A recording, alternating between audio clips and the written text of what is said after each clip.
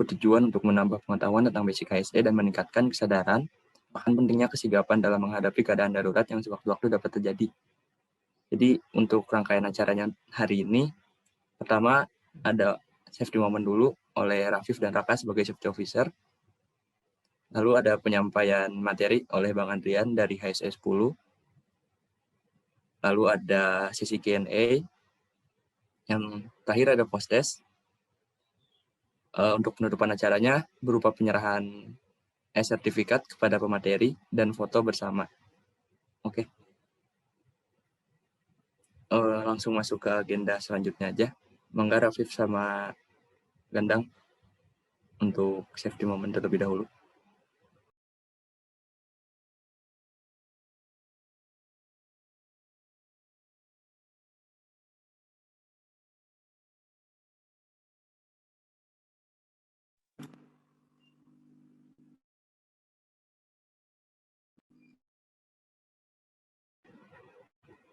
Mungkin sambil nunggu Gandang dan Rafif bersiap untuk safety moment, Akang Tete yang bisa nyalain on cam, yang bisa menyalakan kameranya, boleh dinyalain ya.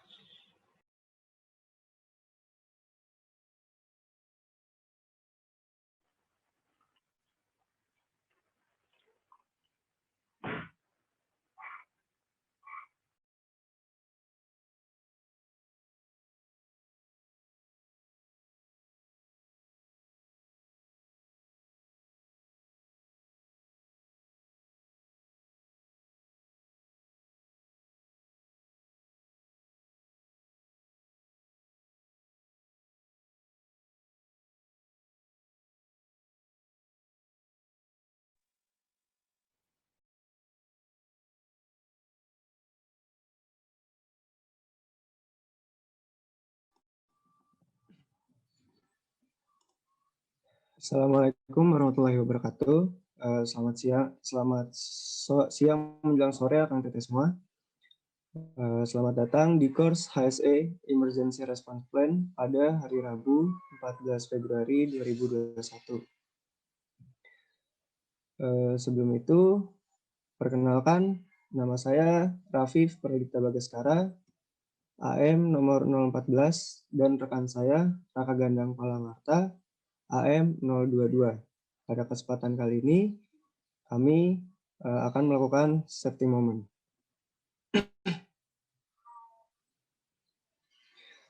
Apa itu safety moment? Safety moment merupakan briefing singkat mengenai beberapa potensi kecelakaan maupun bencana yang dapat terjadi di tempat kita berada, yang telah HSE Geologi 4 kaji, dan bagaimana cara kita mengantisipasi hal tersebut apabila terjadi.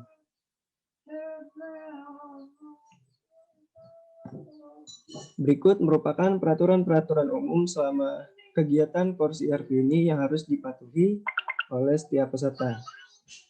Yang pertama, posisikan duduk menghadap gawai dengan baik. Yang kedua, tetap di rumah selama kegiatan berlangsung. Yang ketiga, matikan audio jika tidak dibutuhkan. Yang keempat, buat suasana acara kondusif. Yang kelima, utamakan keselamatan. Berikut merupakan prosedur yang baik duduk menghadap gawai. Yang pertama, posisikan bahu tetap tegak. Yang kedua, posisikan duduk hingga sandaran kursi. Yang ketiga, atur sandaran sesuai sudut ideal kursi. Sudut ideal yaitu ada 100 hingga 110 derajat. Yang terakhir, posisikan kaki atau lutut sejajar atau lebih tinggi dari pinggul. Berikut merupakan protokol-protokol kesehatan COVID-19. Yang pertama, jaga jarak. Jaga jarak bertujuan untuk menghindari paparan virus dengan jarak minimal 1 meter. Yang kedua, menggunakan masker. Kenakan masker saat berinteraksi dengan orang lain di luar rumah. Yang ketiga, jaga kebersihan tangan. Gunakanlah hand sanitizer atau mencuci tangan menggunakan sabun. Yang keempat, hindari menyentuh wajah, khususnya mata, mulut, dan hidung, yang bisa saja menjadi tempat masuknya virus.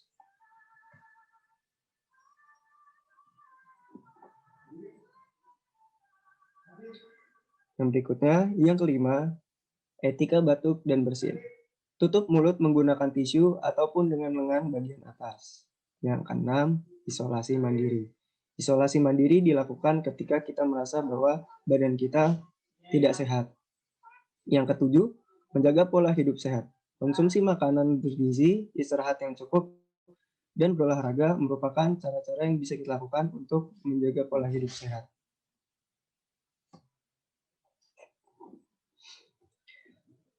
Kami dari HSC Geologi 4 telah mengkaji beberapa potensi bencana yang mungkin saja terjadi selama kegiatan berlangsung.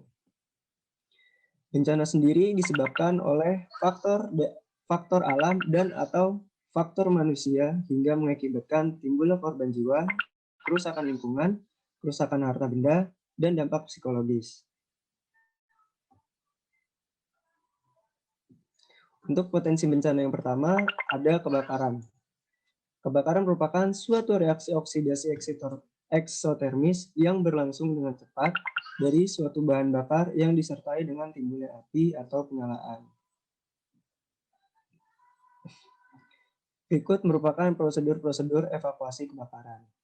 Yang pertama, hentikanlah aktivitas. Yang kedua, tidak panik dan tidak juga membuat orang lain panik. Yang ketiga, segeralah keluar dengan berhati-hati menuju yang agar tidak menghirup asap. Yang kelima, dilarang kembali sebelum keadaan dinyatakan aman. Untuk potensi bencana yang berikutnya ada gempa bumi. Gempa bumi merupakan getaran atau guncangan yang terjadi di permukaan bumi akibat pelepasan energi dari dalam secara tiba-tiba yang menciptakan gelombang seismik.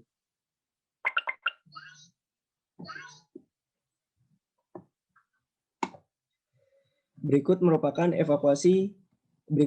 prosedur evakuasi jika terjadi gempa bumi. Yang pertama, hentikan aktivitas. Yang kedua, tidak panik dan tidak juga membuat orang lain panik. Yang ketiga, segeralah keluar dengan berhati-hati menuju ke tempat yang terbuka. Yang keempat, jika terjebak, carilah tempat perlindungan, bisa di bawah meja atau di sudut-sudut ruangan. Yang kelima, dilarang kembali jika keadaan belum dinyatakan aman. Berikut merupakan nomor-nomor penting dan website-website resmi bencana yang bisa dihubungi ketika terjadi keadaan darurat. Saya beri waktu 5 menit. Kami beri waktu 5 menit untuk menulis nomor-nomor tersebut atau melakukan tangkapan layar. Dimulai dari sekarang.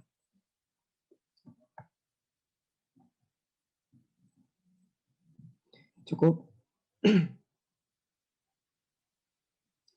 Terakhir dari kami, safety is not everything, but without safety, everything is nothing. Wassalamualaikum warahmatullahi wabarakatuh.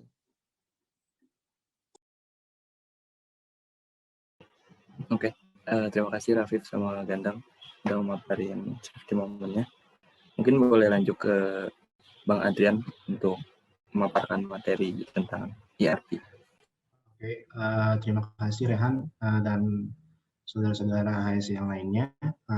Perkenalkan, nama saya Adrian Ramana Prianto, nomor HSC 10-19-254. Hari ini kita akan membahas tentang emergency response plan itu kayak gimana, dasar-dasar kayak gimana untuk pembuatan dan penjelasan ke depannya bagaimana emergency response plan itu.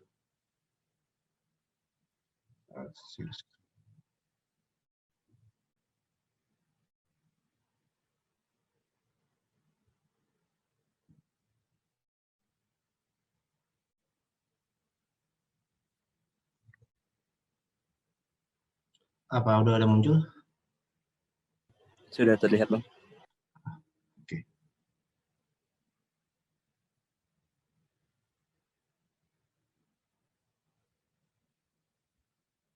Pada pertemuan kali ini, outline besaran kita sebagai berikut. Yang pertama itu ada emergency response plan. Kita mana pengertiannya, terus tujuannya kayak gimana, terus itu komponen-komponen apa saja yang ada di dalamnya. Lalu yang kedua itu ada emergency route plan. Di situ juga ada definisi kriteria, dan syarat-syarat dari jalur evakuasi. Serta nanti ada contoh untuk sebagai gambaran bagaimana mekanisme penentuan dari jalur evakuasi. Dan yang ketiga itu ada emergency rescue procedure. Di situ kita akan membahas tentang definisinya dan hal-hal apa saja yang harus diperhatikan pada saat keadaan evakuasi darurat. Sebelumnya udah pada pernah tahu belum emergency response plan itu apa? Ada yang pernah dengar atau ada yang pernah misalnya mengalami ataupun mendapat pengetahuan lah untuk IARP itu seperti apa? Ada yang tahu?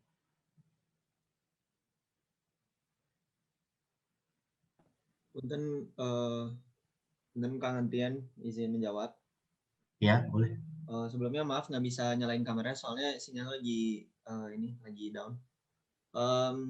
Secara garis besar yang saya tahu emergency response plan itu adalah respon pertama yang kita lakukan atau yang harus kita lakukan ketika terjadi kejadian darurat atau emergency. Itu sih Kang. Ntar sebelumnya nih yang ngomong siapa ya? Nggak ke highlight. Padilan Kang. Oh, iya. Ya gitu Kang. Jadi tadi cukup. Oke, ada betulnya juga. Yang lain, silakan ada yang mau nambahkan lagi dari Fadilan tadi?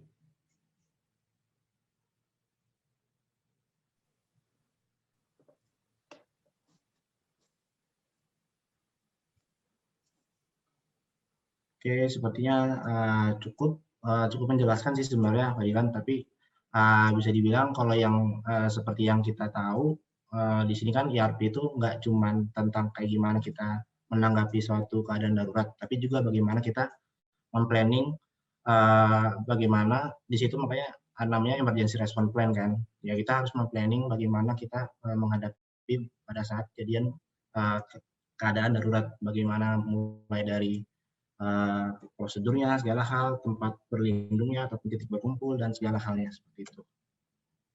Secara garis besar seperti itu.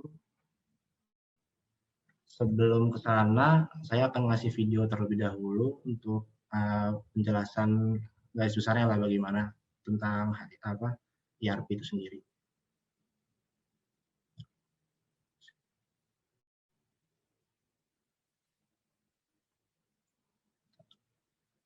Apakah ada suaranya? Tidak ada, Kang. Oh, bentar. Belum, Bang.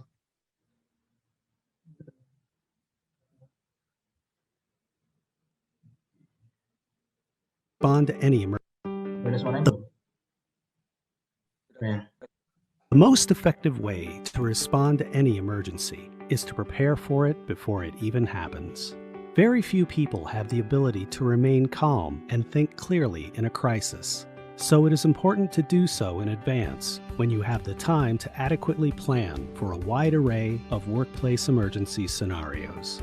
Any unforeseen situation that threatens your employees, customers, or the public, disrupts or shuts down your operations, or causes physical or environmental damage is considered a workplace emergency. They can include natural disasters like floods, tornadoes, and hurricanes, or man-made disasters like fires, chemical spills, explosions, and outbreaks of workplace violence. When developing your own workplace emergency action plan, outline what situations would require a mandatory evacuation of your workplace. Establish a clear chain of command, specifying exactly who is authorized to order a facility-wide evacuation or shutdown. Post specific evacuation procedures, including routes and exits, where they are easily accessible to all employees. Ensure that evacuation routes and emergency exits are clearly marked, well lit, and unobstructed at all times. Make plans to help assist the injured or disabled during an emergency. And lastly, develop a system of accounting for personnel following an evacuation. To ensure the fastest, most accurate accounting of your employees, designate assembly areas where employees should gather after evacuating. Take a head count at the assembly area. Identify the names and last known locations of anyone not accounted for and pass them on to the official in charge. Account for all visitors to your facility, including customers and suppliers, and establish procedures for expanding the evacuation in case the incident worsens. Once your employees have been properly trained on your workplace emergency action plan, it is a good idea to hold frequent practice drills to ensure that your employees are sufficiently prepared. When possible, include outside resources, such as police and fire departments. After each drill, gather management and employees together to evaluate the drill's effectiveness. Identify your evacuation plan's strengths and weaknesses, and if necessary, take concrete steps to improve it. Seton has everything you need to develop a complete plan of action.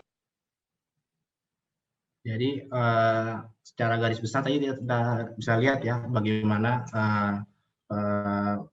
penjelasan dari emergency response plan itu sendiri. Kalau secara gamblangnya sih tadi yang kita dapat dari video itu, yang pertama itu kan bagaimana kita bisa mengidentifikasi risiko yang ada di setiap pekerjaan kita nantinya ataupun di setiap tempat yang kita tempati nanti. Terus juga kita juga bagaimana kita bisa membuat istilahnya jalur koordinasi lah, bagaimana kita mempersiapkan dari si emergency response plan itu. Nah, lalu kita membuat si evakuasi road map-nya kan, yang kayak tadi yang kita jelaskan di video sebelumnya.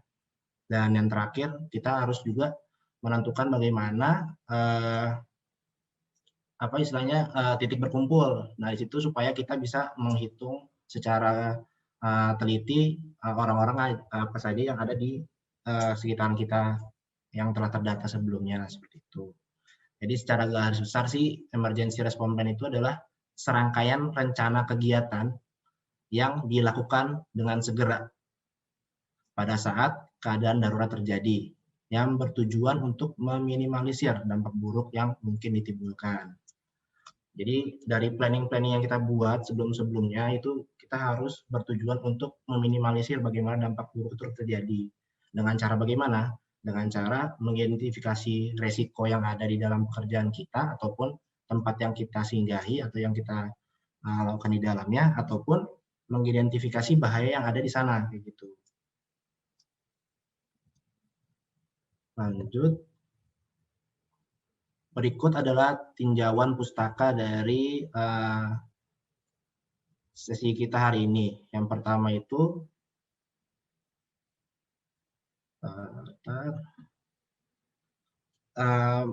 sebelum membahas tentang ERP lebih jauh sih sebenarnya. Dasar dari diterapkannya ERP itu suatu gedung atau daerah yang berdasarkan pada SMK3 atau Sistem Manajemen K3 di suatu tempat. Nah, K3 itu sendiri yang sudah kita ketahui kan, yaitu upaya perlindungan yang dilaksanakan untuk membuat orang-orang yang ada di daerah tersebut selalu dalam keadaan aman serta berkegiatan dengan aman dan efisien di sana.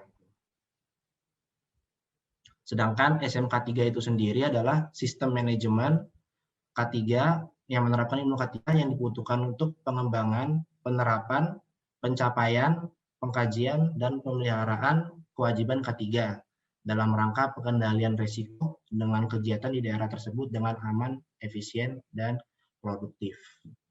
Jadi ERP itu sendiri itu termasuk dalam sistem manajemen K3.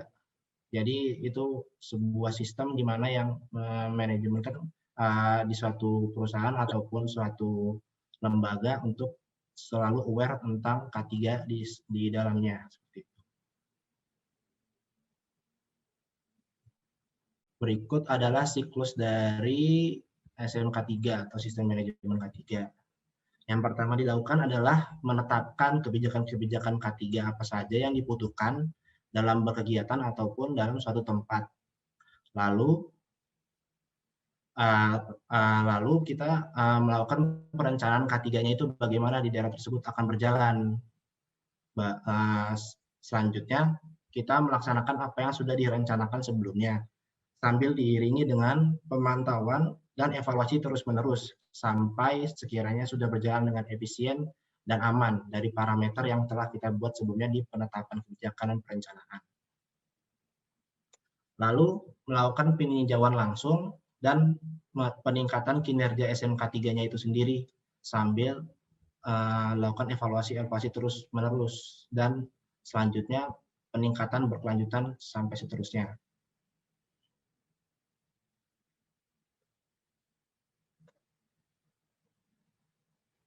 Berikut adalah tujuan-tujuan dari ERP itu sendiri. Yang pertama itu meningkatkan kesadaran akan pentingnya kesigapan dalam menghadapi keadaan darurat yang bisa terjadi. Yang kedua, dapat memahami ERP itu sendiri menjadi suatu sistem yang selalu dibutuhkan dan diaplikasikan dalam keadaan darurat, sehingga pengendalian bisa dilakukan secara cepat dan tepat. Yang ketiga, mengkoordinasikan upaya perencanaan tanggap darurat emergency response plan sehingga tercapai efisiensi dan efektivitas dalam pengendaliannya. Yang keempat itu adalah melatih kesiapan menghadapi keadaan darurat sehingga rasa gugup dan panik dapat diatasi. Yang kelima itu dapat meminimalisir terjadinya risiko dan kerugian yang lebih besar bila dalam keadaan darurat. Yang keenam, memastikan tindakan pengendalian sesuai dengan prosedur. Jadi tujuan utama dari ERP itu sendiri adalah apabila terjadi sebuah keadaan darurat, terdapat tindakan yang cepat dan tepat agar kerugian yang dialami itu dapat diminimalisir. Emergency response plan yang baik akan mengurangi adanya korban jiwa ataupun kerusakan dari fasilitas-fasilitas yang ada. Saya ambil kutipan dari Sujatmiko dan kawan-kawan tahun 2014 mengatakan bahwa jika seseorang dengan pengetahuan ataupun mengetahui respon yang harus dilakukan apabila ada bencana memiliki waktu keluar ataupun escape time yang lebih cepat, rata-rata 30 detik lebih cepat dari orang yang tidak mengetahui ya. Ya secara logika yang kita tahu kan kalau misalnya kita sudah tahu nih prosedur-prosedur apa saja yang telah kita pahami sebelumnya ataupun yang telah dibuat oleh pihak HSE-nya untuk menghadapi suatu kejadian darurat, kita ketimbang orang yang tidak mengetahui sama sekali gitu. Seperti itu. Berikut adalah komponen-komponen ERP. Yang pertama itu adalah pencegahan, yang dimulai dari rancangan manajemen keadaan darurat dalam rangka mengambil langkah-langkah minimalisir risiko kecelakaan. Yang kedua, persiapan-persiapannya bagaimana, mulai dari pemahaman prosedur evakuasi supaya agar rasa gugup dan panik dapat diatasi. Yang ketiga, tindakan-tindakan yang kita harus lakukan pada saat menghadapi keadaan darurat. Sampai sini ada yang masih belum jelas atau ada yang kurang dipahami dari sebelumnya?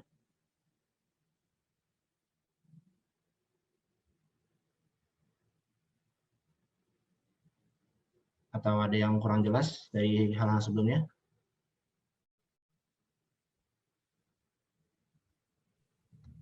Sejauh ini cukup jelas, Kang. Oh, yang cukup jelas ya. Dari anggota-anggota muda yang lainnya yang baru awal tahu ERP ini bagaimana? Ada yang mau bertanya nggak sampai sini?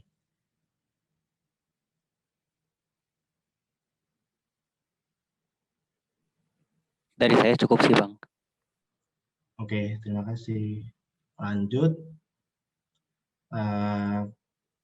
ke komponen pertama, yaitu pencegahan. Nah, menurut Kavinian tahun 1990, beberapa prosedur yang harus dilakukan dalam melakukan perencanaan ERP itu ada beberapa hal. Yang pertama itu adalah identifikasi fasilitas dan KPI yang ada di sana. Yang kedua, persiapan prosedur ERP bagaimana. Yang ketiga, seperti yang tadi dijelaskan, membentukkan tim ERP-nya supaya tahu jelas jalur koordinasi untuk pembuatan ataupun saat keadaan darurat terjadi seperti itu. Yang keempat, pembuatan prosedur pengumumannya itu bagaimana, harus jelas dan tepat sasaran juga. Yang kelima, penentuan dampak yang mungkin terjadi pada daerah dan masyarakat. Yang keenam, penentuan fasilitas dan peralatan tanggap daruratnya. Yang ketujuh, pembuatan dan persiapan training. Yang kedelapan, pembuatan prosedur umum keadaan gawat darurat. Nah, masuk dari pencegahan yaitu adalah identifikasi resiko. Identifikasi resiko adalah usaha yang menemukan atau mengetahui resiko-resiko dari bahaya yang mungkin timbul dalam kegiatan yang dilakukan oleh perusahaan ataupun perseorangan. Di dalamnya itu ada hazard dan ada risk juga. Ada yang tahu nggak pembedaan antara hazard dan risk? Ada yang bisa jawab? Coba Rehan bisa tahu nggak perbedaan dari hazard dan risk itu kayak gimana? Oke Bang, izin jawab. Kalau setahu saya hazard itu lebih ke warningnya Bang. Kalau risk itu yang sudah pernah terjadi gitu Bang. Oke, ada yang lain? Ada yang mau menambahkan dari Rehan misalnya? Siapa yang dicoba? Mau nambahin Pak. Oke, siapa yang bicara? Gilbert Bang. Oh, iya Gilbert, gimana Gilbert? Kalau misalnya untuk hazard sendiri itu merupakan subjeknya, sementara risk itu peluang dari subjek itu dapat menyebabkan bahaya. Gimana? Nggak terlalu dengar Gilbert, sorry. Mungkin kalau misalnya untuk hazard itu subjeknya sendiri, sementara itu peluang dari suatu bahayanya. Oke, nah itu tuh yang tadi Akang Gilbert jelaskan itu sudah cukup mencakup lah intinya seperti apa. Jadi untuk hazard itu sendiri terus satu kondisi di mana udah diidentifikasi nih si bahaya ataupun suatu kejadian yang melampaui batas aman. Kata kuncinya yang udah melampaui batas aman itu dia. Yang kedua itu resikonya. Nah, resiko itu adalah ukuran ataupun suatu potensi kemungkinan terjadinya sebuah kerugian yang akan timbul dari sumber bahaya tertentu yang telah terjadi sebelumnya. Jadi bahaya itu yang tadi bisa dibilang tadi objeknya juga, tapi yang udah teridentifikasi melampaui batas aman itu dia. Sedangkan resiko adalah peluang-peluang ataupun kemungkinan terjadinya suatu kerugian yang bakal ditimbulkan dari sumber bahayanya itu atau hazard.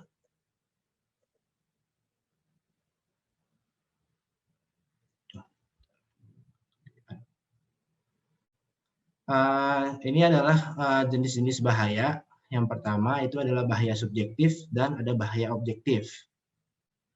Ini yang disebutkan bahaya subjektif adalah bahaya yang berada di bawah kendali manusia ataupun bahaya yang bisa didapat oleh kejadian yang dilakukan manusia itu sendiri.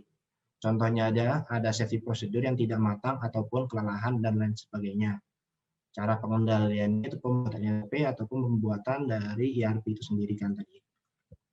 Sedangkan bahaya objektif itu merupakan bahaya yang berada di luar kendali manusia. Misal aja yang tadi disampaikan di video sebelumnya, seperti bencana alam, cuaca, dan lain-lain halnya seperti itu.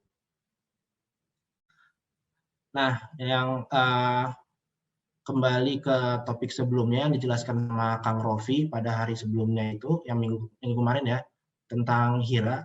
Di sini kan ada yang bilang bagaimana faktor-faktor dari terjadinya suatu bahaya. Nah, itu tuh masuk ke bahaya subjektif. Semisal saja yang faktor-faktor kemarin kan ada faktor ergonomis, ada faktor biologis, fisika, kimia, sama dan lain halnya seperti itu. Nah, itu tuh masuknya ke bahaya subjektif seperti itu. Dan itu juga diperlukan tuh pada saat identifikasi resiko nanti. Bagaimana kita mengidentifikasi resikonya berdasarkan dari faktor-faktor bahaya yang kita ketahui kemarin itu yang kita jelaskan dari Kang Rofi dari materi HIRA kemarin. Nah, berikut adalah cara-cara untuk mengidentifikasi resiko.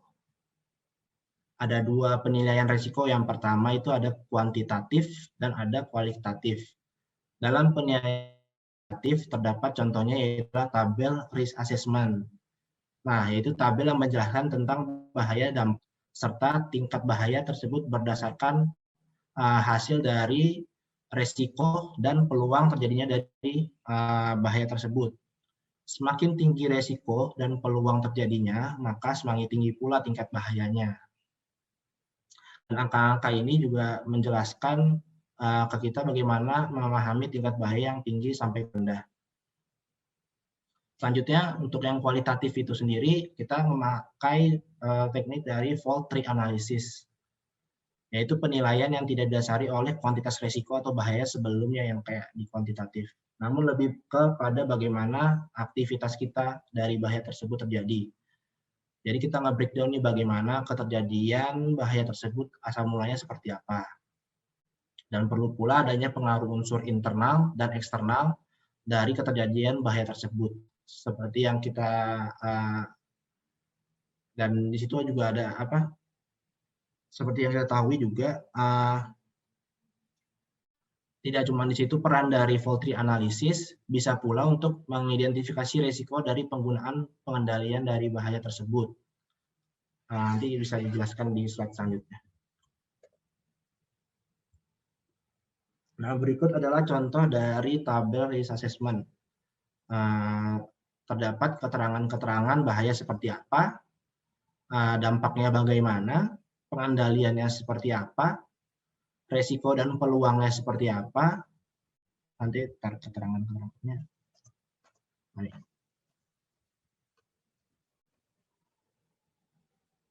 Jadi ada keterangan-keterangan di sini untuk resiko dan peluangnya. Mulai dari nomor 1 itu sangat ringan, sedang, berat, dan fatal. Dan yang peluangnya bisa terjadi itu sangat jarang, mungkin terjadi, sering terjadi, dan pasti terjadi. Semua itu dikalikan risiko dan peluangnya untuk mengetahui tingkat bahayanya seperti apa. Misal saja tadi nih, membuka jendela yang skrupnya engselnya copot. Dampaknya seperti apa nanti nih? Jendela akan jatuh, misalnya terluka tertimpa jendela. Pengendaliannya seperti apa? Semisal aja memperbaiki engsel jendela ataupun memberi sign dulu deh, bagaimana misalnya melarang untuk membuka jendela yang sedang rusak ataupun mau diperbaiki. Untuk resiko peluangnya itu bisa kita kategorikan resikonya itu sedang dari yang kita dampak yang tadi itu. Nah, sedangkan peluangnya yang mungkin terjadi kan kalau misalnya dari si bahayanya yang telah kita yang mungkin terjadi lah di situ. Nah, dari situ tingkat bahayanya bisa didapatkan 3 kali 3 9 masuk ke kategori sedang kayak gitu. Jadi ini juga bisa dibilang subjektif juga, tapi juga kita bisa istilahnya membuat itu objektif dengan cara fault tree analysis tadi. Jadi kita mau breakdown nih, kenapa bisa terjadi seperti ini gitu. Tidak cuma subjektif kita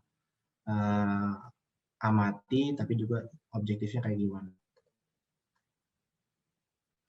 Nah, ini dia contoh lain dari implementasi dari fault tree analysis yang saya jelaskan tadi sebelumnya, yaitu pengimplementasian dalam penerapan dari pengendalian bahaya dengan cara melakukan penerapan berhasil atau tidak berhasilnya dari pengendalian tersebut. Misal, ada kebakaran bahayanya. Pengendalian yang pertama yaitu sprinkle system ataupun yang pada tahu kan sprinkle system yang air yang ngucur dari atap itu ada keamanan otomatis dari gedung. Jadi itu terus lapis keduanya ada fire department atau pemadam kebakaran dan bagaimana hasil dari kejadian tersebut lalu diurutkan berdasarkan keadaan konsekuensi yang didapat. Konsekuensi misalnya nih ya, kebakaran terjadi, konsekuensi pertama, kebakaran terjadi. Jika sprinkle-nya bekerja dan kita telah menelpon dari kebakarannya atau pemadamnya, maka outcome yang dihasilkan adalah all correct ataupun tidak terjadi kerusakan di sana. Nah, jadi itu bisa sebagai contoh lah istilahnya dan konsekuensi lainnya yang bisa dijelaskan, yang bisa kita lihat di sini.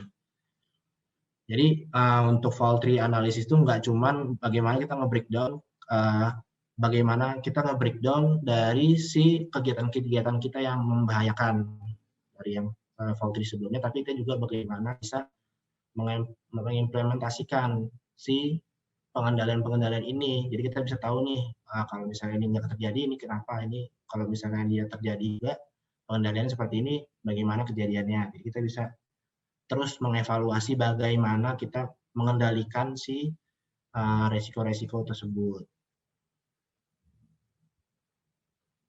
Sampai sini ada yang mau ditanyakan nggak? Atau kecepatan saya ngejelasinnya?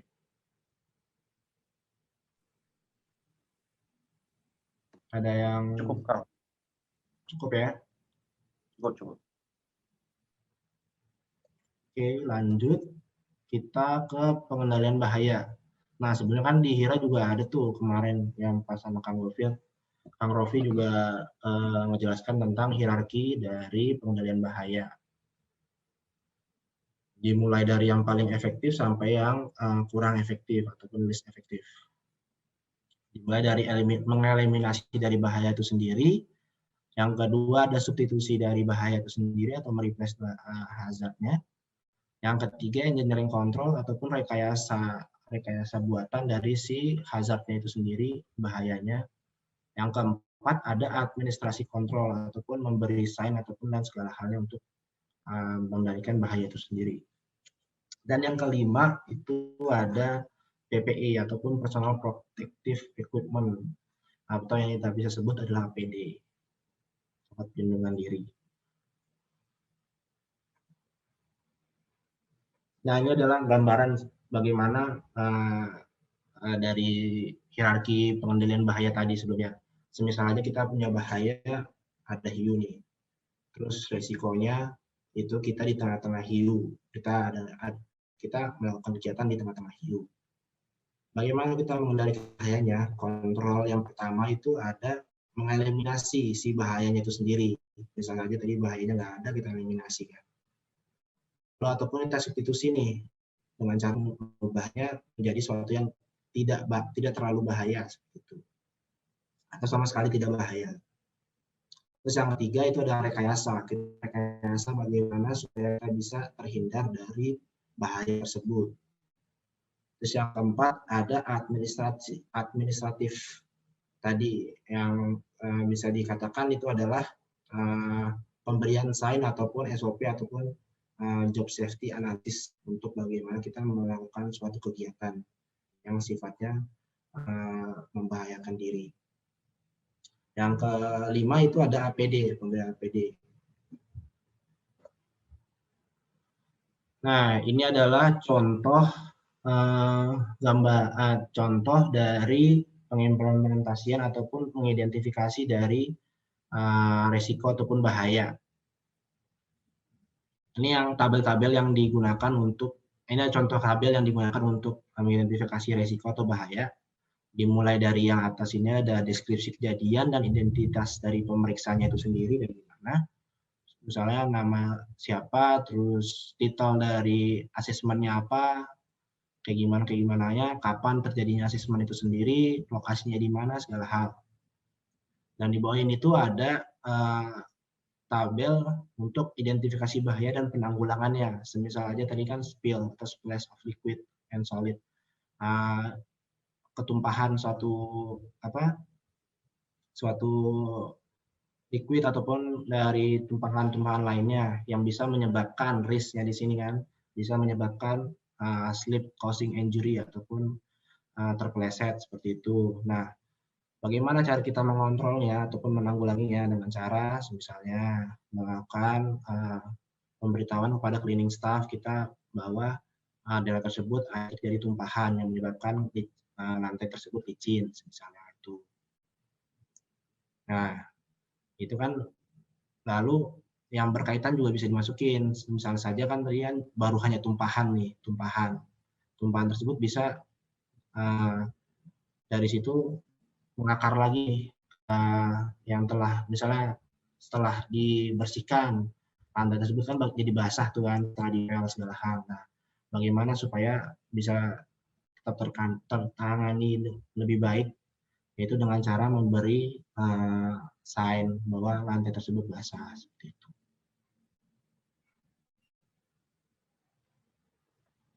Yang kedua yaitu penentuan jalur evakuasinya.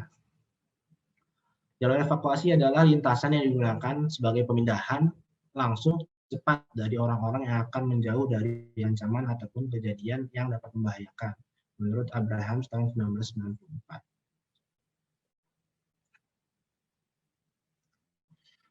Nah, untuk penentuan jalur evakuasi itu sendiri, Kita masuk ke topik di mana emergency route plan yang kita sebutkan sebelumnya, yaitu rencana untuk memindahkan orang-orang dari suatu ancaman atau keadaan darurat secara langsung dan cepat dengan memastikan waktu evakuasi dan jalur evakuasi teraman menuju titik berkumpulnya itu. Ada beberapa cara untuk melakukan evakuasi. Yang pertama itu ada escape strategy, yang kedua ada juga means of escape. Dan ini tuh saling berkaitan. Yang pertama itu ada strategi melarikan dirinya bagaimana, dan juga sarana-sarana apa saja yang bisa kita pakai untuk melarikan diri dari bahayanya. Secara umum strategi melarikan diri itu ada dua. Yang pertama itu ada egress, yaitu strategi seseorang langsung lari keluar dari bahaya ketika mendengar alarm tanda bahaya berbunyi. Ataupun yang kedua, refugee, atau strategi berlindung dari bahaya dengan menggunakan fasilitas-fasilitas tertentu untuk menghindari dari bahaya dan melindungi diri. Semisal aja memakai fasilitas bunker ataupun yang lainnya untuk berlindung dari bahaya.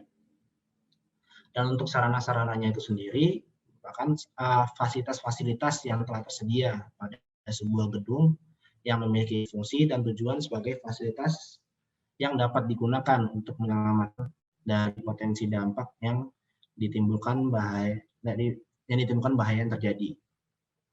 Sarana penyelamatan diri dapat berupa fasilitas permanen seperti konstruksi bangunannya, misalnya bangunannya konstruksinya tahan gempa ataupun gimana ya, dan tangga darurat ataupun pintu darurat, maupun fasilitas-fasilitas penunjang seperti sprinkle system yang tadi saya jelaskan, ataupun alat pemadam api ringan maupun alat pemadam api berat, misalnya hydrant ataupun yang lainnya.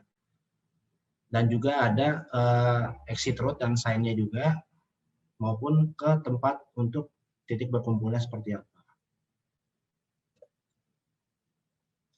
Berikut adalah kriteria-kriteria dari emergency exit atau pintu darurat yang berdasarkan dari OSHA 1910-36/2002 tentang sarana melarikan diri. Di sini yang pertama, pintu keluar harus tetap dalam keadaan tidak terkunci dari dalam. Kalau bisa spesifikasinya kayak seperti ini ya.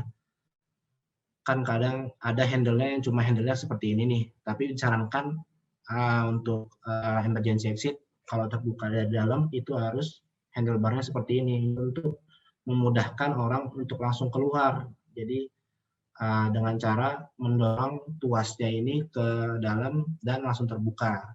Jadi perlu lagi misalnya menarik keluar ataupun membuka pintu dari dalam seperti itu, jadi kita langsung keluar gitu. Nah, ini pekerja harus dapat membuka pintu darurat tanpa menggunakan kunci, peralatan maupun kemampuan khusus. Jadi dibuat semudah mungkin lah seperti itu. Pintu darurat dapat dibuka keluar searah jalur evakuasi menuju titik kumpul. Bisa dibuka dengan mudah, bahkan dalam keadaan panik. Nah, dari situ ide untuk bagaimana kita melakukan memberi syarat dari si pintu darurat itu. Yang keempat, pintu darurat dilengkapi dengan penutup pintu otomatis supaya kalau misalnya nanti ada keadaan di mana misalnya kobaran api sini bisa ketutup langsung gitu, jadi nggak menyebar ke tempat-tempat lain seperti itu.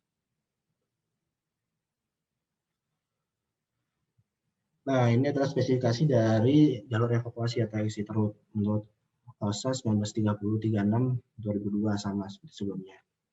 Yang pertama, setiap rute evakuasi harus dibuat permanen. Jadi ada sebenarnya rute evakuasi itu ada juga yang permanen, ada juga yang sementara. Yang sementara itu bisa jadi dikarenakan yang permanen ini semisal saja terjadi suatu hal yang tidak diinginkan seperti itu.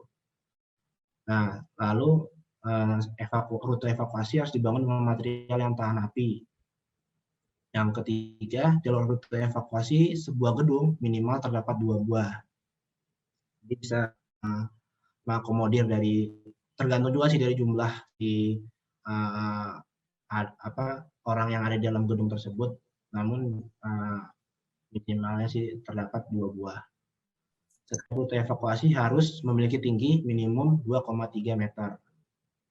Nah, ini spesifikasinya lah ya untuk rute evakuasi. Harus bebas halangan, segala hal. Jalur evakuasi dilengkapi dengan penerangan yang cukup.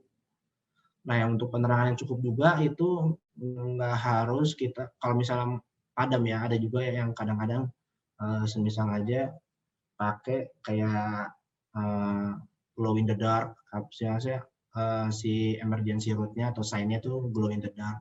Jadi nggak harus tergantung dari penerangan seperti itu. Ataupun yang mempunyai daya sendiri gitu kan, terkhusus dari salur listrik dari si gedung itu. Untuk exit sign-nya sendiri itu saya ngambil dari standar SNI 036574 tahun 2001 untuk kriteria tanda keluar. Yang pertama itu ada lokasi pemasangannya.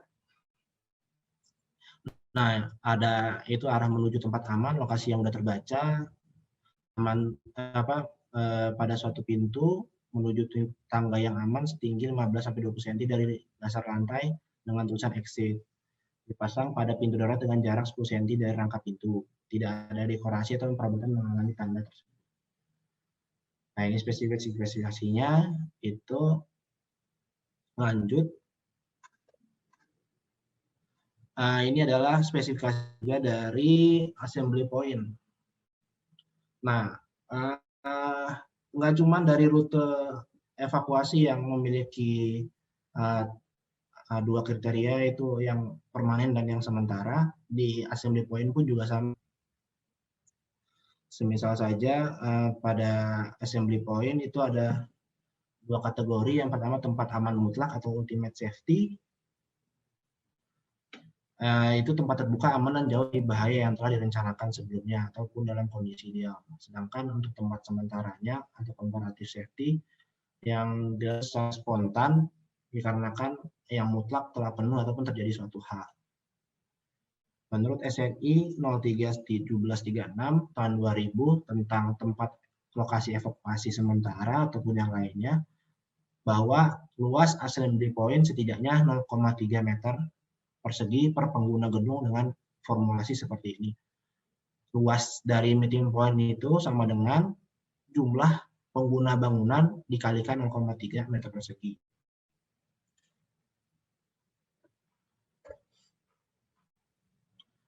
Nah, ini adalah kriteria-kriteria untuk penentuan titik berkumpul. Yang pertama yaitu ada jarak, memiliki jarak yang cukup aman, jauh dari jatuhan atau bahaya lainnya. Yang kedua ada akses jalannya bagaimana. Lokasi titik berkumpul memiliki akses jalan untuk dilalui oleh para korban. Dan yang ketiga adalah waktu. Nah, waktu ini kita dijangkau dengan cara waktu seminimal mungkin dari lokasi kejadian menuju lokasi yang titik berkumpul itu. Lalu yang keempat, luas areanya itu sendiri cukup untuk menampung seluruh korban agar aman dan bahaya. Dengan cara yang tadi kita menghitung bagaimana penggunanya serta dengan formulasi satu orang membutuhkan ruang sebesar 0,3 meter persegi. Dan keadaan tempatnya, yang kelima, titik berkumpul selayaknya berada pada ruangan terbuka. Jadi jangan sampai ada kayak misalnya pohon-pohon gede ataupun apa, itu pokoknya minimal mungkin lapangan terbuka lah, ataupun lahan parkir misalnya itu. Dan jauh dari gedung ataupun dari pepohonan atau tiang listrik dan lain halnya. Nah, ini adalah cara dalam mengidentifikasi jalur evakuasi terdapat 3 aspek penting yang harus dipertimbangkan, yaitu yang tadi kita jelaskan, ruangan, rute, dan waktu. Dan kali ini sebagai gambaran atau contoh kita membahas ada sebuah algoritma dalam ilmu IT itu untuk menentukan bagaimana kita mengidentifikasi jalur evakuasi dengan rute terpendek yang bernama algoritma Floyd-Warshall. Nah, dalam penentuan jalur evakuasi, selain aman dan nyaman, terdapat pula untuk mempertimbangkan jarak yang ditempuh. Semakin dekat, maka semakin kecil risiko untuk terjadinya suatu hal dalam perjalanan menuju tempat aman atau tempat berkumpulnya. Pada algoritma Voigt-Warshall ini, kita membandingkan semua kemungkinan jalur yang ada menuju satu titik kumpul, dengan mempertimbangkan pula jarak yang ditempuh dari masing-masing jalur yang ada untuk menuju titik tersebut. Jadi dalam ilmu komputer atau ilmu IT itu ada suatu algoritma di mana mereka akan menggunakan data-data atau ya misalnya itu istilahnya dari nodes lah, kelompok-kelompok, dan nodes ini ada titik-titik di mana bagaimana kita bisa lakukan ataupun mengidentifikasi jalur terpendek dari suatu sistem ataupun suatu rangkaian. Nah, yang biasa kita tahu itu kan kadang di Google Maps kan, kalau misalnya kita menuju suatu tempat, kita dikasih beberapa opsi untuk menuju suatu tempat tersebut. Kalau opsi itu ada. Nah, itu kalau misalnya dia mengambil jalur yang terpendek itu bisa dibilang dia memakai algoritma Voigt-Warshall. Jadi untuk algoritma Voigt-Warshall ini sebagai gambaran aja sih untuk kita pada saat mengidentifikasi jalur evakuasi, kita harus mempertimbangkan, pertama kita harus mengumpulkan data sebanyak mungkin. Jadi bagaimana kita mengidentifikasi jalurnya itu seperti apa, di mana aja jalurnya. Jadi kita punya opsi-opsi nih kayak gimana untuk jalurnya. Nah, dari opsi-opsi itu kita kaji lagi yang mana yang memiliki waktu terpendek dan teraman, misalnya seperti itu. Dan dari misalnya ada beberapa opsi lainnya itu bisa menjadi suatu cadangan lah istilahnya untuk menentukan dari jalur evakuasinya.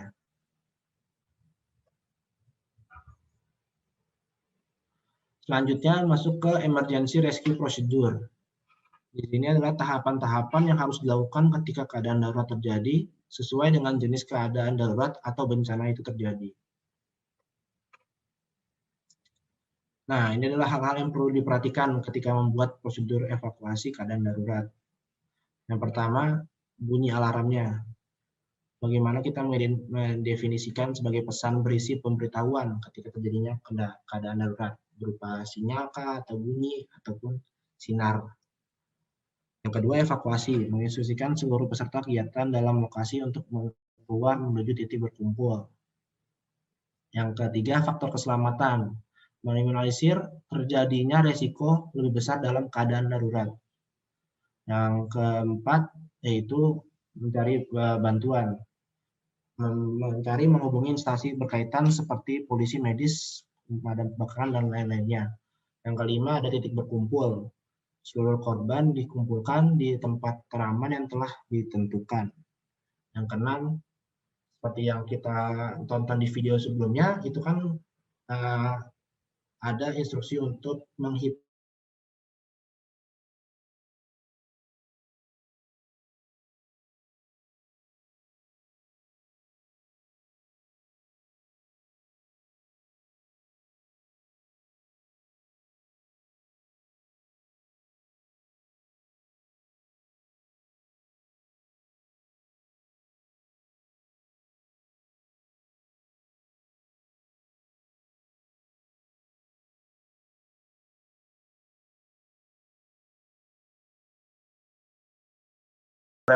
yang kayak sign-nya gitu. Nah, itu tuh kalau misalkan kita nanti nge-IRP di FTG, itu kan banyak yang bilang jalur evakuasinya itu lewat yang tangga tengah atau enggak, yang tuh ke situ sebenarnya. Cuma kita di FTG itu kan bikin jalur evakuasi kan yang di pintu kanan sama kiri kan ya? Iya. Nah, itu kita naruh si tanda exit-nya itu lebih baik di tengah, yang buat ngasih tahu ke luar lewat tangga tengah, atau yang di pintu sana, di pintu kanan kiri, atau dua-duanya? Kan tadi yang tadi saya sebutkan kan ada tuh untuk penentuan jalur evakuasi itu minimal ada 2 buah. Jadi kita bisa memakai opsi itu dua-duanya sih kalau yang saya yang tadi kita jelaskan sebelumnya kan. Jadi bisa disimpulkan ya yang tadi Martinus bilang, mau taruh di mana nih untuk sign-nya, lebih baik dua-duanya aja. Soalnya kan kita bisa memberi opsi gitu loh, nggak menuju satu titik menuju satu titik itu tuh banyak opsi yang bisa kita lakukan. Kalau misal saja sih pintu darurat itu cukup aman ya, jadi sebelum itu kaji dulu pintu tersebut tuh aman atau enggak dulu. Jadi kalau misal udah menurut Martinus sudah aman, nah bisa juga kita taruh di situ untuk exit sign-nya kayak gitu. Jadi kita bisa memberi opsi orang tuh nggak menuju satu titik aja, maksudnya nggak menuju satu tempat aja gitu, misalnya pintu-pintu aja gitu, ada opsi-opsi lain gitu. Jadi bisa mengakomodir orang-orang banyak istilahnya gitu. Oke Bang. Terus jadi kita masangnya nggak apa nih ya, berarti di yang misalkan di yang pojok sana satu sama yang ke tengah tangga itu satu. Nah itu bisa aja bisa. Jarak antar sign-nya itu ada nggak sih Bang ketentuannya? Nah itu tuh nanti sebenarnya buat yang sign itu kan kalau kamu nanti buat di produsen itu tuh biasanya udah langsung ada spesifikasinya gitu. Nanti ditanya sama orang produsennya itu kamu mau naruhnya itu di daerah mana. Kalau misalnya di luar ruangan nanti dia ngasih spesifikasi untuk bagaimana si sign itu tuh bisa misalnya sign itu bisa diakomodir, misalnya ukuran dari si sign-nya itu kayak gimana segala hal. Nah kalau yang tadi dijelaskan sebelumnya untuk yang sign tadi, nah ini buat yang kriteria-kriterianya tadi itu kan, semisal saja kalau misalnya untuk exit sign-nya huruf kapitalnya dengan tinggi minimal 15 cm, tebal minimal 2 cm, lebar, nah segalanya itu tuh sebenarnya tergantung kita mau naruhnya di daerah mana, mau itu di luar ruangan ataupun dalam ruangan, kan beda kan kalau misalnya kita di luar ruangan sama di dalam ruangan kan, misalnya dari fontnya ataupun kayak gimana nya, itu tuh nanti dari vendor ini bicara teknis ya, maksudnya kalau yang tadi sebelumnya kan dari si teoritisnya, kalau yang teknisnya yang saya tahu sih dari vendor itu kayak ngasih langsung gitu sign yang untuk di dalam ruangan sama luar ruangan tuh beda spesifikasi gitu biasanya.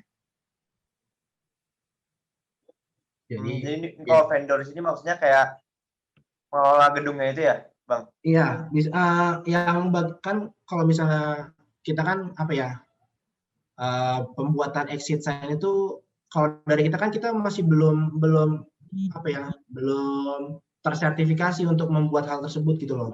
Soalnya kan kita masih belajar segala hal. Nah, ada vendor ataupun apa yang buat itu tuh udah sesuai dengan SNI yang ada gitu. Jadi ya kalau menurut saya sih ikutin yang di vendornya itu, nanti dia bakal kasih tahu kenapa sih yang di dalam ruangan tuh seperti ini, kenapa yang di luar ruangan tuh seperti ini. Karena SNI-nya tuh seperti ini loh. Saya menggunakan SNI ini gitu. Nanti dijelaskan sama orang vendornya kayak gitu sih yang pengalaman saya kemarin. Oke. Jadi kita nggak istilahnya apa ya, kalau kita mau buat sendiri itu kita nggak bisa mencap diri kita sudah tersertifikasi untuk membentuk itu gitu loh. Kita cuma bisa mendesain bagaimana si jalur evakuasi itu ada gitu doang. Kalau buat yang itu lebih kayak yang ahli aja sih, lebih aman ya, soalnya kan nyangkut nyawa orang ya. Untuk pembuatan kayak gini kan kita harus ikut SNI-nya kayak gimana gitu buat standarnya gitu. Kayak gitu sih. Bentar ya.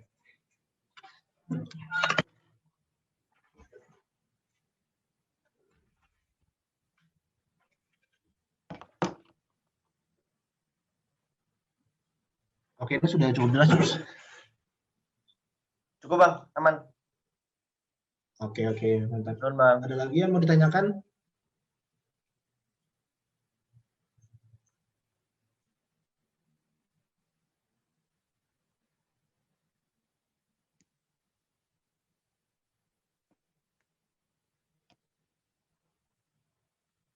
Oke, lanjut aja ya, untuk mempersingkat waktu. Nah, berikut adalah contoh-contoh dari emergency response plan. Yang pertama ada emergency route plan-nya seperti apa. Terus ini untuk emergency rescue prosedurnya seperti apa. Nah, untuk emergency response plan itu dapat berupa fasilitas, misalnya saja kayak tadi tempat tempat sarana memanikan dirinya, ataupun sebuah SOP seperti ini yang telah ditetapkan sebelumnya. Nah, untuk komponen-komponen dalam display ERP itu yang pertama adalah informasi mengenai isi display tersebut, judul yang paling utama, dan pokoknya isinya ya emergency response plan seperti itu.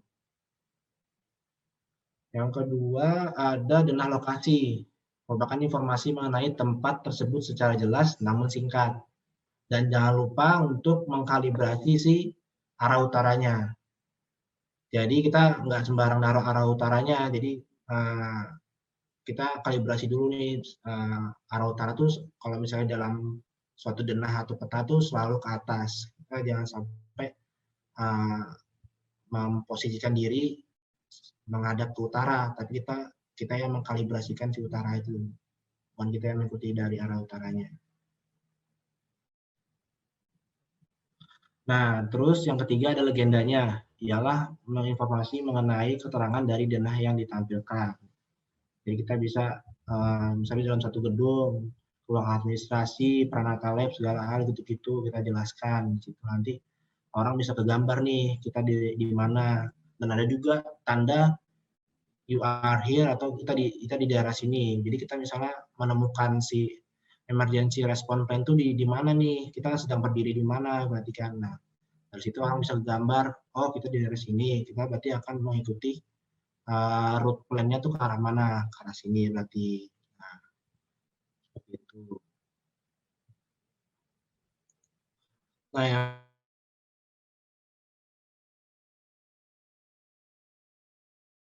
yang keempat itu adalah terjadi keadaan darurat. Seperti yang tadi kita jelaskan, ini lebih cepat. Oke, Bang. Oke, sama ini, Bang. Tadi kan ada ini ya, Bang. Assembly point sementara. Halo, Manus? Kayaknya putus deh itu.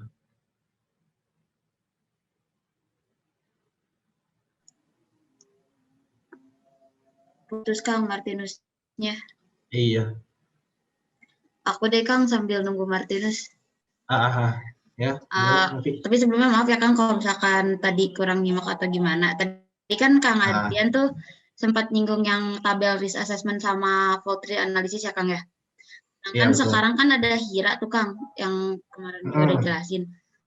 Nah, apakah si tabel yang tadi Akang kasihin ke kita tuh tetap harus dibikin apa gimana? Soalnya kan HIRA juga kan dalamnya kan ada risk assessment-nya kan. Aku nanyain lebih ke format tabelnya sih, apakah emang harus tetap dibuat juga format tabel yang tadi Kang Adrian kasihin atau udah cukup menggunakan tabel yang HIRA itu Kang?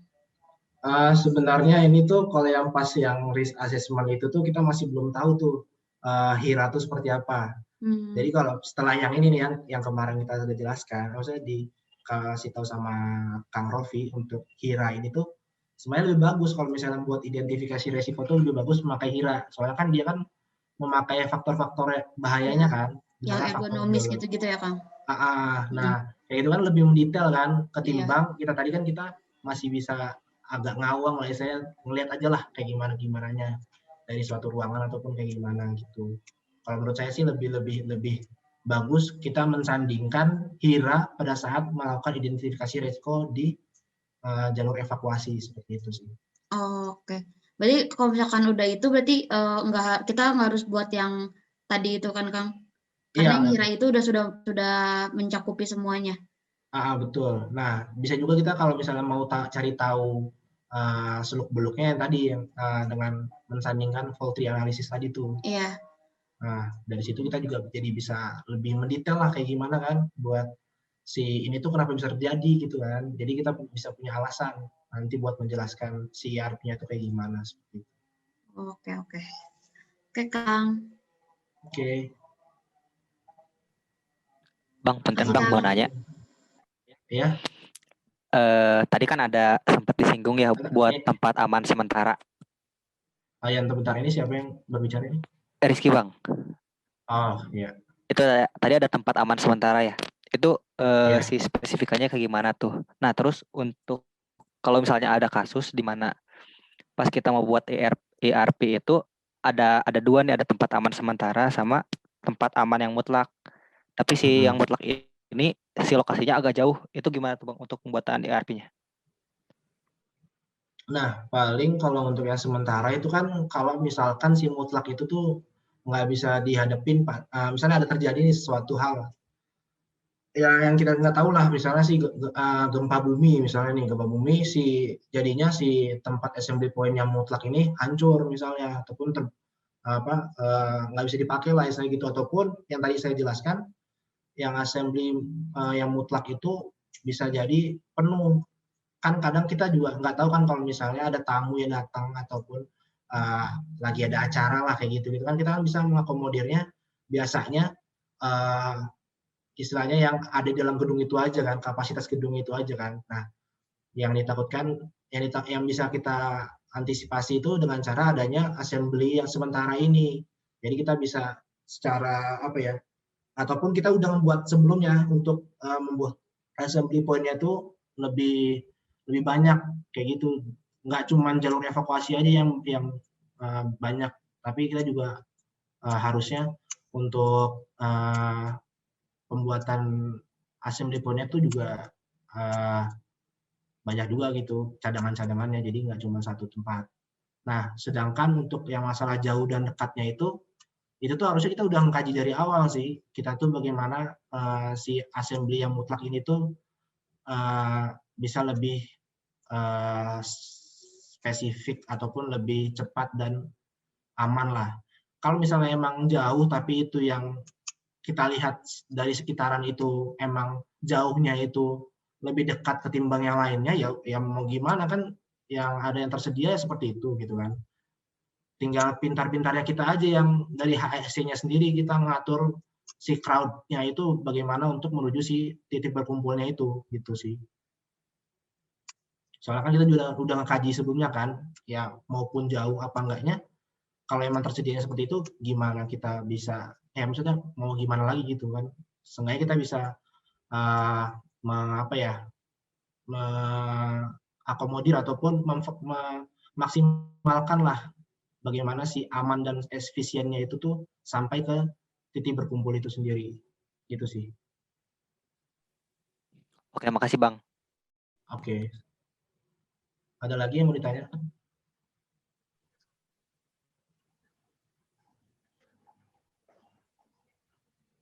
Punten Bang. Oh ya, Nus tadi putus ya. Gimana Nus? Tadi maaf, putus ya. Tadi sebenarnya sama sih Bang pertanyaan kayak Rizky. Jadi kalau dari pengalaman Bang Adrian nih, kira-kira assembly point yang di FTG tapi yang sementara tuh ada nggak Bang? Soalnya kan kita kan assembly point yang mutlaknya itu kan di depan dekan tuh, yang rumput itu. Nah, kira-kira dari Bang Adrian sendiri ada nggak tuh Bang? Sebenarnya buat yang depan dekan tuh untuk dekan doang. Untuk mengakomodir gedung dekan doang. Jadi kan yang pertama dibuat itu kan ERP-nya itu kan ERP buat dekan dulu kan, buat di gedung dekan. Nah, itu tuh buat mengakomodir orang-orang yang ada di dalam gedung dekan itu, buat yang titik berkumpul pertama. Jadi itu tuh yang kemarin dikasih tahu sama angkatan-angkatan sebelumnya sih. Jadi itu nggak bisa kita dari yang gedung 1, gedung 2, gedung 3, gedung 1, gedung 2 itu juga ngikut ke yang dekanat, kan bakal penuh juga kan di situ kan. Jadi kita harus mencari lagi sih di situ. Kalau yang sebelumnya yang pernah kita kaji secara kasar ya, itu tuh yang pertama ada langsung ke Balai Santika, parkiran Balai Santika. Jadi kita menghitung luasnya itu dengan masih kasar sih sebenarnya, masih awalan banget, itu ngarahnya ke Balai Santika dulu untuk mengakomodir titik berkumpulnya kayak gitu sih. Kalau yang lain-lainnya masih belum sampai ke arah sana, jadi kita masih belum tahu kayak gimana nya. Yang bener Bang tadi putus. Oh iya. Terakhir tadi sampai Balai Santika. Iya, jadi kita yang pas awal itu tuh pernah juga tuh secara kasar sih istilahnya kayak gimana ya, masa kita semuanya titik berkumpulnya ke yang depan dekanat kan nggak semuanya bisa kan. Apalagi di situ kan tanahnya juga nggak bisa mencakup dari semua orang yang ada di FTG kan. Mau taruh di sutet, di parkiran sutet, ada sutetnya. Sutetnya kalau misalnya gempa bumi gimana, jatuh dong kena kita. Ya kan? Nah, benar. Jadi ada dua apa ya? Maksudnya kalau yang menurut saya, yang pertama itu ya tadi ada di parkiran Balai Santika. Jadi kita ngarahin ke arah Balai Santika itu. Nah, atau enggak yang kedua, kalau misalnya apa ya, parkiran atas tuh sebenarnya juga rawan sih, mau gimana pun juga, walaupun misalnya nih yang parkiran sutet kan atasnya adalah parkiran lagi kan, yang buatnya tempatnya FTIP. Yang di FTIP itu juga sebenarnya kelewat sama kabel agak luas sih kan? situ tuh. Luas tapi kelewat sama kabel juga di atasnya kan? Iya. Nah, yang situ yang perlu kita kaji juga sih, maksudnya ada nggak kemungkinan kalau misalnya kabel itu ngarah kemana kalau misalnya jatuh kayak gitu sih. Nah, paling kalau dari saran saya sih masih kemarin kajinya sih masih ke Balai Santika dulu yang terdekat, dan biasanya paling memadai lah kayak gitu. Soalnya kan kalau misalnya di Balai Santika ada orang pun bisa lah kita akomodir lah dari beberapa tempat itu tuh untuk kedepannya seperti apa di Balai Santikanya. Terus lagi sih, Mas. Oke, Nun, Bang.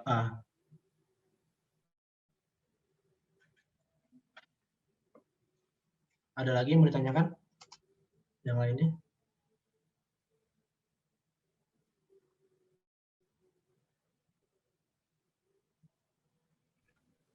Oke, punten Bang Adrian. Oh iya, Alip. Oke. Punten Bang mau nanya, tadi kalau nggak salah dipaparin tuh ada tentang evaluasi ERP. Nah, takutnya salah nangkep aja sih. Berarti kayak semisal kita membuat ERP, HSE membuat ERP, berarti ke depannya tuh kita bukan cuma bikin doang, tapi kita melakukan evaluasi juga, kita melakukan checking kayak tadi yang berarti 6 bulan sekali gitu ya Bang ya? Atau iya, itu yang emergency drill-nya. Buat emergency drill-nya itu kita melakukan emergency drill seminimal mungkin 6 bulan sekali atau 2 kali dalam setahun gitu. Oke, itu berarti buat pengecekan gitu? Iya, itu juga bisa jadi pengecekan juga seberapa efektif sih kita membuat ERP kayak gitu loh. Nah, kita udah semaksimalin mungkin nih kita membuat ERP ini kayak gimana. Nah, dari situ kan menurut dari siklus SMK 3 tadi kan yang pernah dijelaskan di awal, buat sistem manajemen K3 itu ada yang namanya peningkatan berkelanjutan. Nah, dari situ kan kita harus terus tuh meningkat ataupun terus mengevaluasi apa yang telah kita lakukan dari manajemen K3-nya itu sendiri. Nah, dari situ deh kita harus terus melakukan evaluasi tersebut kayak gitu. Oke, berarti intinya emang tetap harus diagendain gitu ya Bang ya? Ketika HSE membuat ERP suatu gedung, berarti ke depannya emang HSE juga harus mengagendakan buat melakukan simulasi, evaluasi gitu ya Bang ya? Iya, ya. Ya, jadinya kan kayak misalnya aja nih di yang udah terpasang gedung ERP Dekan. Misalnya di Dekan dalam tahun 2020 ada jumlah pekerjaannya semisal 50 nih. Terus tiba-tiba ada penambahan lagi nih 2 tahun ke depannya, tambah 10 orang atau tambah 20 orang. Yang kayak gitu kan kita harus terus juga mengevaluasi kan. Bisa nggak sih yang kita sediakan tempatnya mengakomodir itu semua, atau kita perlu tempat yang baru seperti itu. Oke. Iya benar juga sih Bang. Iya kan harus terus mengevaluasi. Takutnya kayak kita nggak evaluasi, kita nggak ikutin zaman ya. Iya, jadinya malah membahayakan jiwa orang gitu. Oke. Iya sih Bang, nangkep Bang. Oke Bang, makasih Bang. Siap, Lip. Ada yang lain?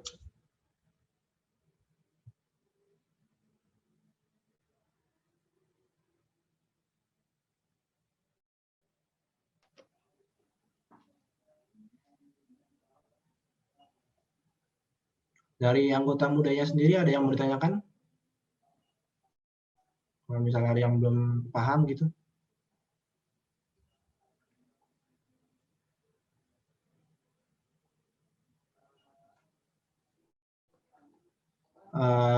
Coba Rehan Aulia, ada yang mau ditanyakan nggak?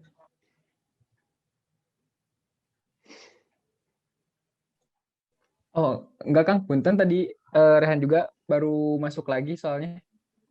Tadi sempat keluar ya. Oke. Ada yang mau ditanyakan sebelumnya tapi tadi kan ada yang telat tuh, misalnya Rehan baru datang nih. Ada yang mau ditanyakan nggak? Cukup sih Kang, paling ntar nanya di luar. Oke. Nggak tahu tadi juga bener-bener emang baru masuk gitu Kang. Soalnya tadi ada kegiatan lain. Oke, jadi dari izin ya? Iya, betul Kang. Ya Bang, tadi emang kegiatannya nabrak gitu Bang sekarang tuh. Oh, jadi masih ada kuliah ya sampai sore gini ya?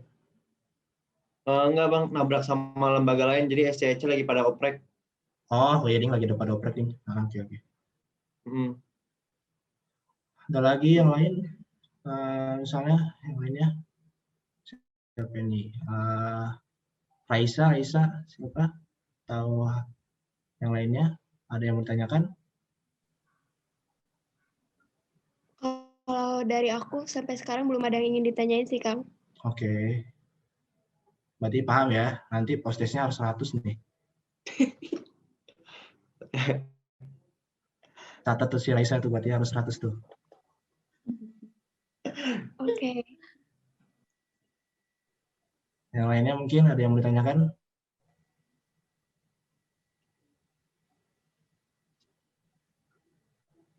Han, ada yang mau ditanyakan, Han? Rehan? Dari saya cukup sih Bang. Oke. Rehan juga 100 nih.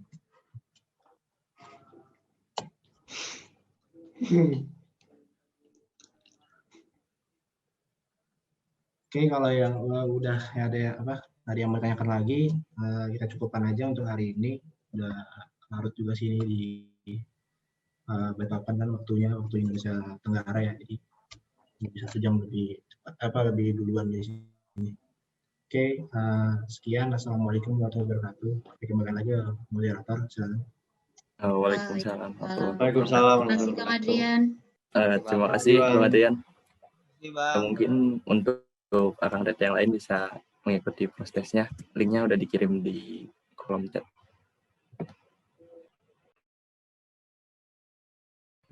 Untuk waktunya 15 menit ya.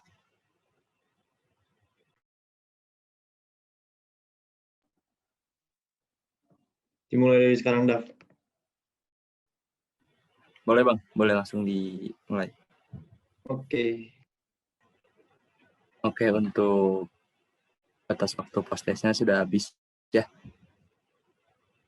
Mungkin sebelum menutup, saya sebagai moderator mengucapkan terima kasih banyak kepada pemateri Bang Adrian dan seluruh peserta yang sudah mengikuti acara HSE Course dengan baik. Sedikit pemberian dari HDP untuk Bang Adrian, ada sertifikat. Mungkin operator boleh di-share screen.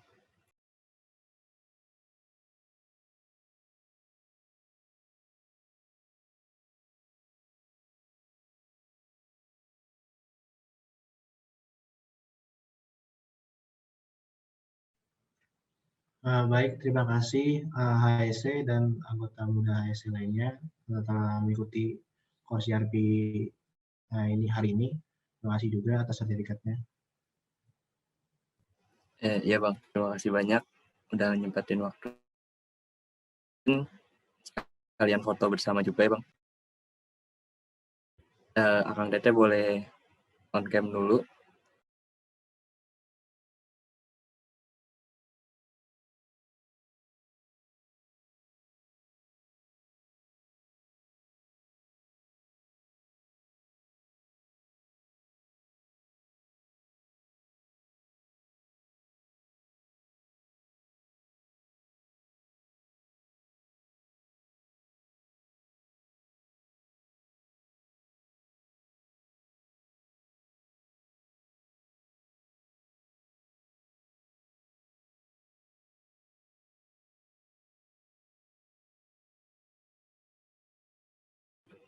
Teh Fiska sama Bang Hafiz mungkin.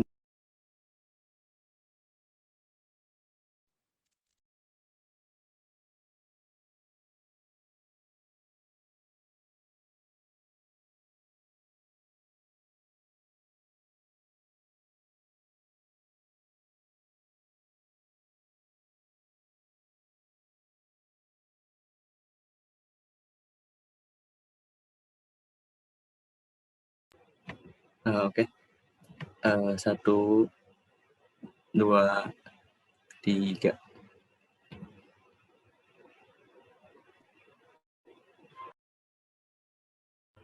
Lagi 1, 3.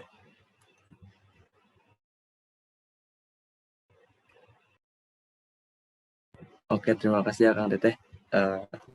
Acara Hackers hari ini udah selesai. Yang mau live boleh live. Terima kasih Kang atas informasinya. Nuhun Bang Adrian. Bang Adrian. Terima kasih Bang. Terima kasih Bang Adri. Nuhun Bang, mantap. Bang. Terima kasih Bang. Terima kasih semuanya ya. Saya izin live dulu ya. Siap. Nuhun Bang Adrian. Nuhun Bang. Nuhun Bang. Nuhun juga Radaf.